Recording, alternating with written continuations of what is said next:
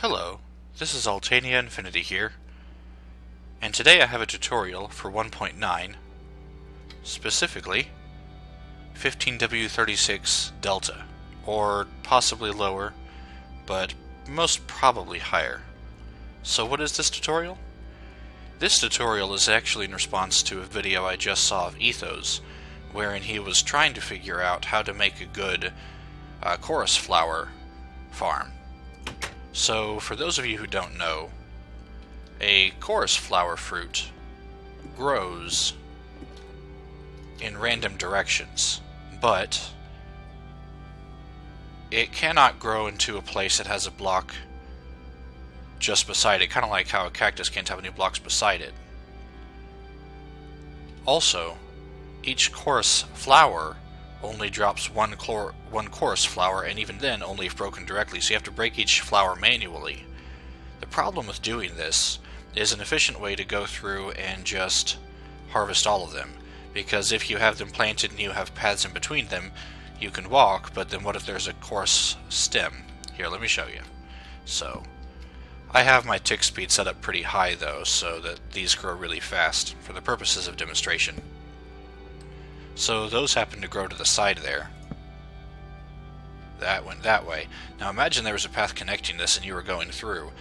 As you were breaking them, if you broke this one would just pop off because it needs to be connected to the ground. So you don't want to break this until you've broken this. But considering it can grow in all sorts of different directions, how can you just efficiently go through and do all that? So this design allows there to be space one block above so that this can actually grow up, and then open on all four sides here so that you can get something like this. So what I've done is came up with a solution. Now in this particular design there are 30, but this is extendable however far you want that way. Or that way, I suppose. I just went ahead and made this 15 just because. There's 15 on either side, so now we're all out of chorus flowers, and just so you can check my inventory, I do not have any chorus flowers in my inventory. So that was 30. Now, let's see what it's like to go and harvest all of these. So, I'm just holding down my button, and I'm just walking through,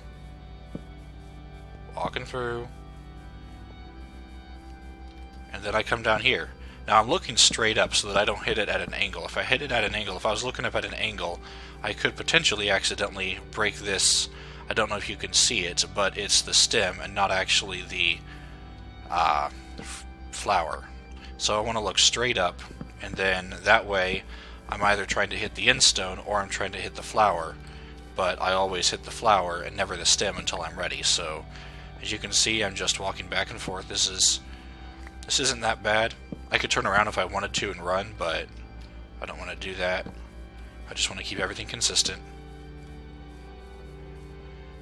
So once you've broken all of this stuff, the next question you have to wonder is, how do I get all the drops? Because the drops have gone all sorts of places. You may have already started to see that some of them have landed on the end stone.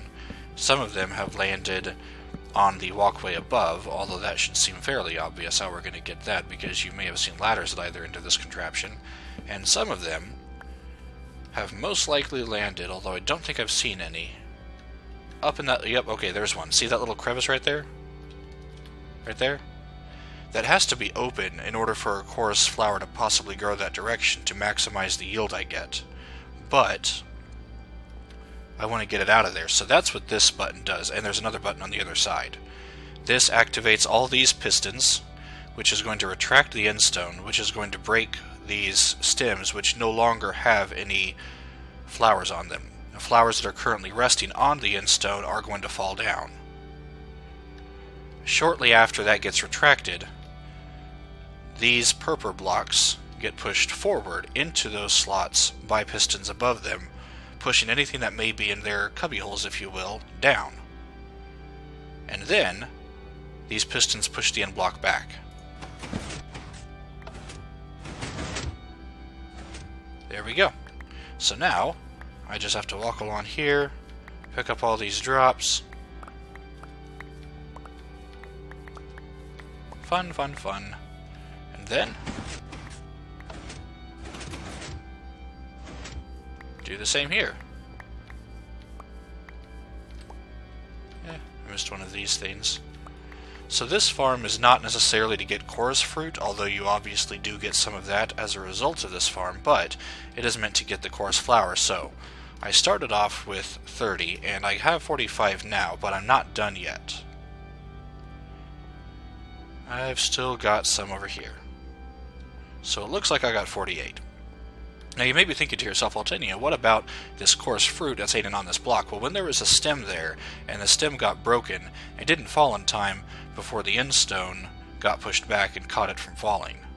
But remember, this farm is about the coarse flower, not about the coarse fruit. There's a much more efficient farm to get you lots of coarse fruit. You just don't hardly get any flowers from it, if at all. So this farm is about getting as many flowers as you can, and you can then take your excess and go put it in the coarse fruit farm. So it's a two-step process. This is just step one. So there, you saw it. We started off with 30. We got 48. That's the best you're going to get for this farm that only lets it grow in one of 4 directions. Let's go ahead and run it one more time.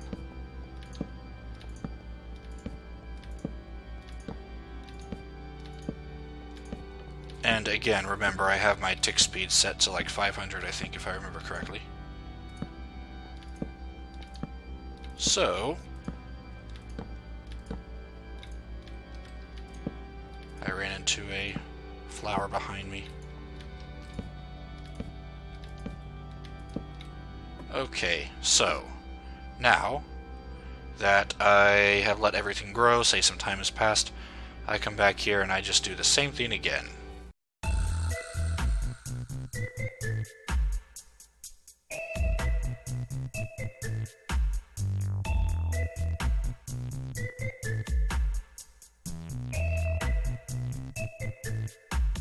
So there you have it. 1 1/4 stack after 2 rounds of planting about half a stack each time. I know that's not too terribly efficient, but like I said, it's the best yield you're going to get for allowing a coarse fruit, or coarse flower rather, to only grow 1 tall before splitting off. And the entire idea was to keep the height restricted so that we could come in here from the bottom and chop them all down and be able to reach perfectly. Oh yeah, one more thing.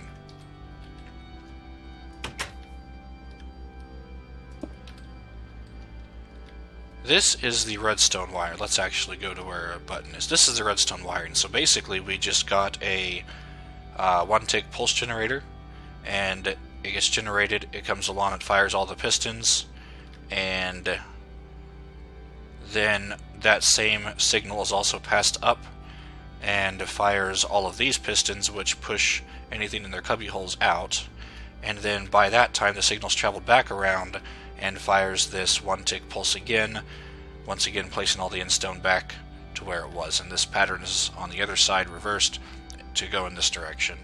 And so that's all that is.